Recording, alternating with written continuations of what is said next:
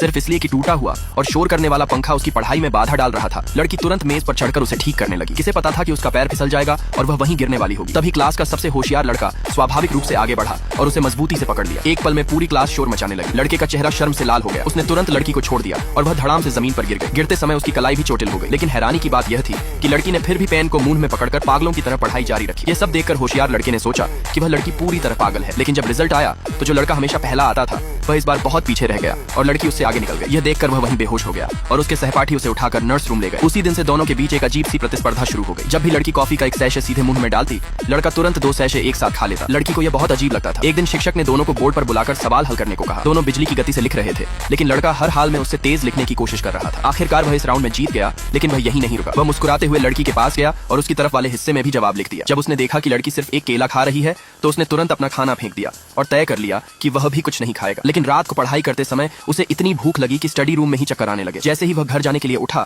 उसने देखा कि लड़की अभी भी वहीं बैठी पूरी एकाग्रता से पढ़ाई कर रही है। उसने दांत भींचे और सीधे जाकर उसके सामने बैठ गया। अगले दिन क्लास में लड़के का दिमाग थकान से धुंधला हो चुका था, लेकिन लड़की पूरी ऊर्जा से भरी हुई थी, जैसे उसने बिल्कुल नींद की कमी महसूस ही न की हो। जब लड़का हार मानने ही वाला था तभी घंटी बज गई और अचानक लड़की वहीं जमीन पर बेहोश होकर गिर पड़ी। अगले ही पल लड़का भी गिर गया, लेकिन उसका दिमाग पूरी तरह टूट चुका था, क्योंकि यहाँ तक कि बेहोश होने में भी लड़की उससे पहले गिर गई थी।